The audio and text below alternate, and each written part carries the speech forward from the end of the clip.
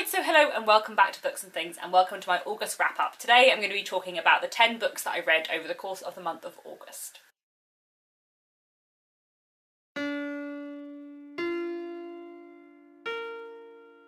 August was quite a Kindle-heavy reading month for me, and also quite a Elizabeth Gaskell-heavy reading month. I went on a bit of a Gaskell binge again, so I don't have very many pretty books to show you, but I do have some exciting books to talk to you about today. I will start off, as always, with the classics, but before I get on to the Victorian literature, I actually read one book from before the Victorian period this month, which I very rarely do, and that was Monkey, which is a Chinese novel from the 16th century, and I listened to this on audiobook. I have been meaning to read this for a very, very long time. At university, I studied history and English literature, and in my first year at university I did a module on Chinese history in which the lecturer spoke about this very famous Chinese classic, this novel. Its name in Chinese is directly translated as Journey to the West, but it's most commonly known as Monkey because that was the title of the most commonly found English translation, which is by Arthur Waley. The novel is a retelling slash adaptation of a Chinese myth or legend, and it tells the story of a monk called Tripitaka who goes on a journey from China to India to fetch Buddhist scriptures,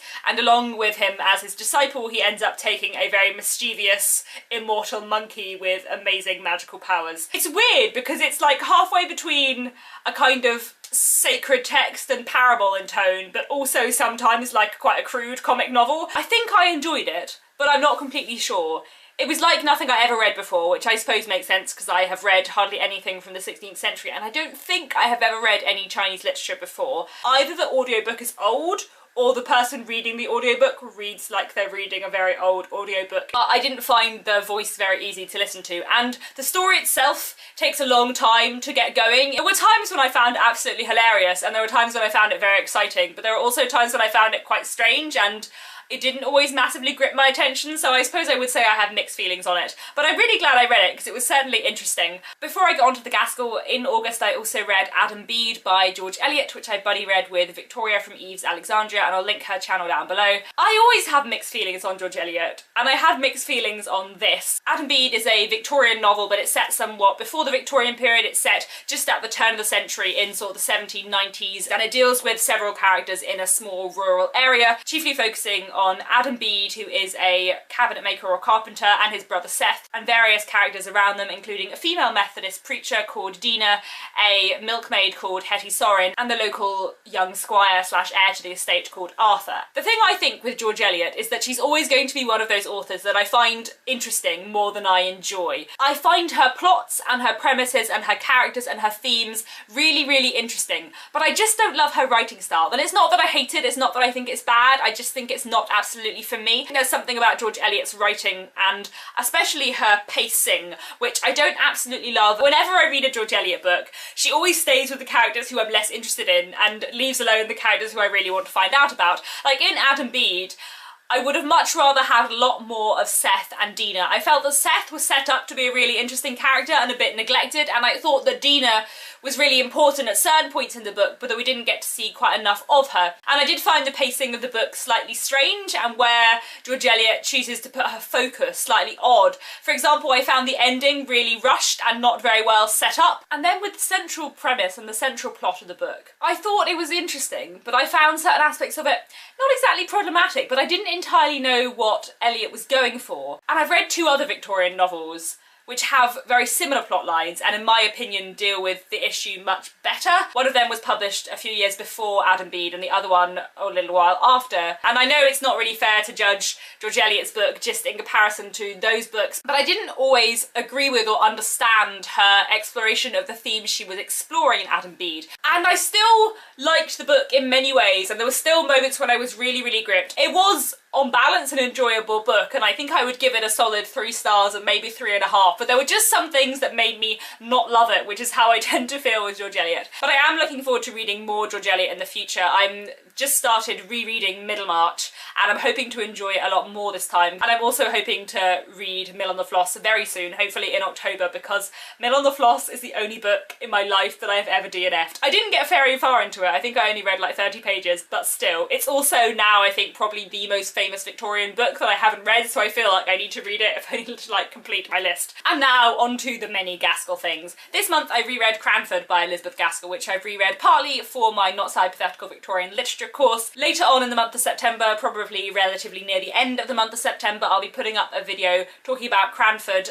and Middlemarch and the way that they explore the presentation of small towns in Victorian society. Cranford is set in the small town of Cranford, and it is told from the perspective of a woman called Mary who has some friends in the town that she regularly visits. She's not from there, but she spends a lot of time with older friends of hers, mostly single women in their 50s and 60s, and the book explores the female society of this town, where there are very few gentlemen but a lot of ladies, and Cranford is comic and beautiful and touching and wonderful and a lovely exploration of this community. I love Cranford a lot. It's been a long time since I last read it, and it makes me really nostalgic. I don't think that it is in any way Elizabeth Gaskell's best novel, Almost Perfect. I think the beginning can be quite confusing, and she doesn't really set the scene in terms of the logistics. It takes you a long time to work out who everyone is, how old everyone is, how everyone knows each other. At the same time, it draws this beautiful portrait of this small town and all the women in it, and there are some incredibly beautiful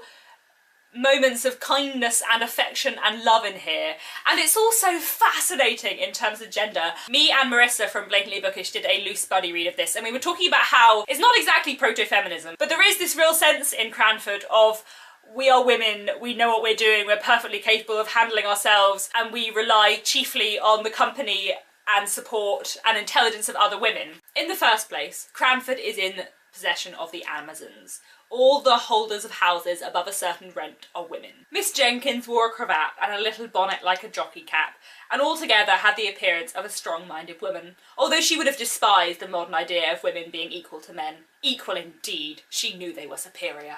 Yet although Cranford is comic and hilarious and has some very silly occasions and moments, at the same time it's also really poignant and beautiful, and it basically just tells of a community of women in their 50s and 60s, not the heroines you would expect in a Victorian novel, who get by in life and are happy and deal with the stuff life throws at them together as a community. And that is why I love Cranford, and that is why I think it is so beautiful and wonderful. Also, I would just quickly like to recommend this Penguin Classics edition if you're going to pick up Cranford, because this edition not only has the whole of Cranford, but also then has several appendixes, including a later short story of Elizabeth Gaskell's called The Cage at Cranford, which is set in Cranford, an essay of hers called The Last Generation of England, which is about the actual town which the fictional Cranford was based on, and then it has some brilliant factual sources, such as letters by Elizabeth Gaskell or several essays on like the fashion of the time, and extracts from like household management books from the Victorian period.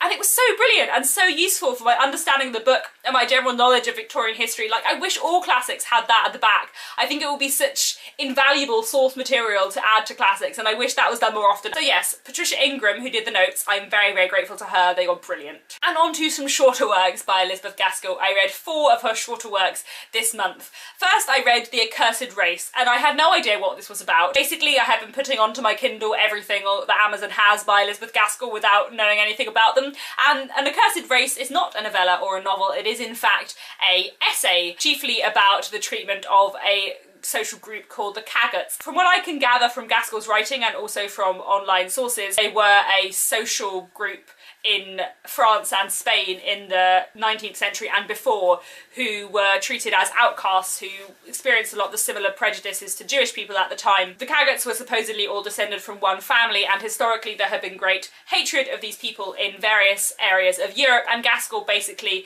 writes this essay saying how awful it is, which was historically fascinating, not what I expected, but a really brilliant and interesting read. I then read a short story of hers called The Half-Brothers, which I really enjoy. It's about 2 half-brothers. They have the same mother but different fathers. The mother is married to one man, gives birth to a son. After that, her husband dies. She marries another man and has another son, and then she dies as well, and it's about how the father of the second son treats his stepson and about the relationship between the two brothers. I don't think it's her greatest thing ever. I found it enjoyable and poignant, but most of her longer works are better, so not necessarily one you want to read unless you are, like me, on a mission to read everything Gaskell ever wrote. And then I read 2 Gothic novellas by Elizabeth Gaskell. The first one was The Poor Clare. I enjoyed this, but again, not the best thing Gaskell has ever written. It follows a young man who falls in love with this young woman and then discovers that she has this kind of ghost demon double who follows her around and is evil. I liked the idea a lot, but it had a weird structure. We first find out all of the backstory of the history, and then we meet the young man and we don't really know how they relate, and that felt like an odd way to set it up, and I didn't really understand Gaskell's decision there. It was an interesting read, but again, I think one, if you really, really love Gaskell, not necessarily the place to start. And then I read another Gothic novella by her called The Grey Lady, which I much preferred and I thought was really, really excellent. Like so many Gothic novels, this is a bit of a frame narrative, and we end up reading the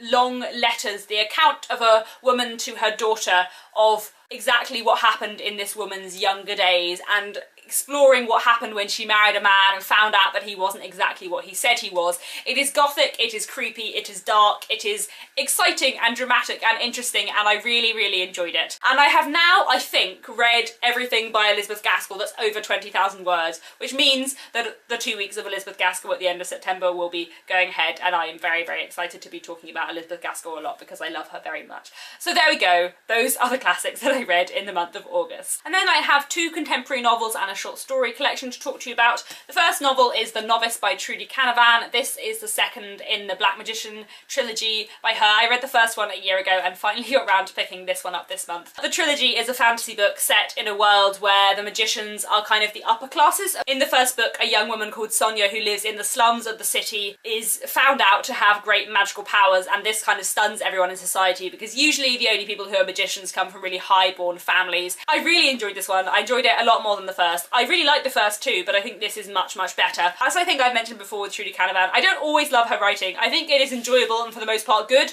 but sometimes she spends a bit too much time in characters' heads saying stuff that I kind of get already, and sometimes I do find her writing a little bit cheesy, but for the most part I don't care because her themes and her characters are so good. And what I really loved about this book is its 2 sort of central themes. One theme is kind of bullying and sort of class relations and snobbery, I suppose, and the way that people view other people in society who they view as being beneath them, and I thought that was done really, really well and very believable and quite sort of awful at times. And then the other thing I really loved about this book was how it explored how homosexuality was treated in this particular magical society, how in some countries you can be executed for it, and others it is accepted as a part of life, and in others, such as the main country we see, although it is not something you will be criminally punished for, I don't think it is something that would mean you would lose your reputation and all of your respectability. And I thought that aspect of the book, that plotline, was done really, really well, so that was good. I liked that very much. I would definitely recommend this trilogy. And then I read Reservoir 13 by John McGregor. I finally got to the new John McGregor book. This is currently on the long list for the Man Booker, and as John McGregor is one of my favourite living authors, I was very excited to pick it up. I love this a lot in many ways. Partly I just think because John McGregor's writing is so beautiful and he is so brilliant at capturing small, poignant, emotional moments. Like, there are several moments in this book that made me cry where it's literally just like a character looking at another character. Someone who can write enough to make that make you cry has an excellent, brilliant power with words. Another thing I loved about this book was the kind of unique structure and style of it. It follows the story of this small rural village near Manchester where one year a teenage girl disappears. It looks at this village, this community, in the wake of this tragedy and what happens over the next 13 years to all of the people that live in this village. There are 13 chapters, and in each of these 13 chapters we see all of the events that happened in this town to all of its residents over that year in a really zoomed out way, and every now and then you'll zoom in and you'll get to see things a bit closer, but for the most part every chapter is almost like a list of events and changing relationships and what happens, and we see people divorce, we see people die, we see family relationships change and break, we see children be born, we see children grow up, and we basically watch this small community grow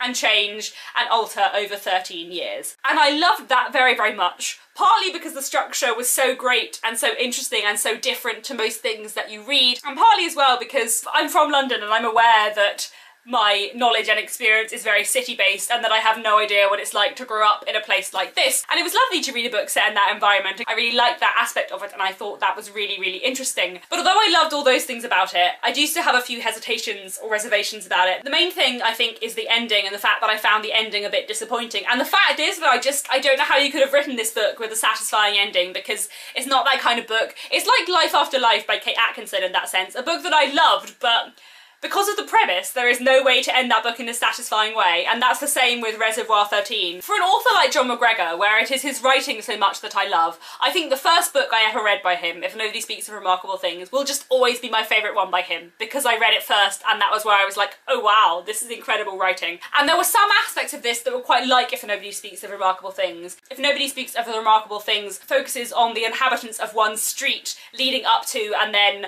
away from a particular event, in a similar way to the way in which Reservoir 13 follows the inhabitants of a village leading onwards from a particularly significant event. And I kept on comparing it to If Nobody Speaks of Remarkable Things and finding it not as good. And I know it's different and it's dealing with different themes and different issues, but because there are those similarities between it, and because I think the pacing and the plotting and the structure of If Nobody Speaks of Remarkable Things is a bit better, I think that sort of held this back for me. The thing about If Nobody Speaks of Remarkable Things is that it is a dual narrative, and in half of the book we get this kind of zoomed out looking at everyone in the street, and then the other half of the book we do get one person's narrative, which means we have one character to focus in on and to harness on. And Reservoir 13 feels very detached because you don't have that with any of the characters, and I know that is the point, and I think it is done very, very effectively, but I missed that connection with a particular single character. Although this moved me amazingly, although it was beautiful, although it still might end up on my favourite books of the year because there were so many things I did love about it, I didn't have as much to cling on to as you do if Nobody Speaks of Remarkable Things, and for that reason it was a little bit of a disappointment, though it was still amazing, though it was still beautiful, though I still know I will always read everything by John McGregor because I love his writing very much. Mostly positive feelings, but kind of mixed feelings too. In fact, August has been quite a month of mixed feelings. I feel like there are a lot of books this month that I liked but I didn't quite love as much as I wanted to. So it's nice to be able to finish my wrap up on a high note, and I want to talk about this short story collection, which is The Beginning of the World in the Middle of the Night by Jen Campbell, which I loved very, very much. Jen Campbell is an author and a booktuber, and I will link her channel down below. This is her first short story collection. She's had several non-fiction books out before, and she's also having a children's picture book coming out, and this is coming out in November. So this is a proof copy which Two Roads very kindly sent to me, which was very exciting because it came in a really cool parcel full of lots of odd things like silver Smarties and a voucher to buy a heart online, which was fun. I thoroughly enjoyed this. So much. I thought it was beautiful, I thought it was wonderfully written and really, really engaging. I had like one hesitancy going into reading this short story collection. I know Jen, I love her videos, I've read lots of her poetry, which I love. I know she's a really, really talented, brilliant writer, and I knew that going into this, obviously. But I also know that she likes magic realism a lot more than I do. But this was brilliant. It was, one, not as magic realist as I thought it would be, and also it was magic realism in the way that I like magic realism to be. And one thing I really loved about The Beginning of the World in the Middle of the Night is that while there are some short stories that are definitely magical or that have fantastical magical elements to it, there are also a lot of stories that don't, and which are more realist but take inspiration from fairy tale in some way, which I loved. And also there are some stories in here which have kind of surreal elements rather than magical elements, and I thought that was done really well, and the kind of mix and shifting of tone was really, really brilliant in here. And I also thought that the stories that were really fantastical were written in a way that I meant I really enjoyed them, because sometimes I can find magic realist short story collections a little bit vague, but Jen writes with such precision and beauty that I never found that, and I think this is such a wonderful short story collection. It's absolutely beautifully written and has such a wonderful combination of the poignant and the strange in a way that I thought was brilliant. There are 4 stories in particular which stick out in my head.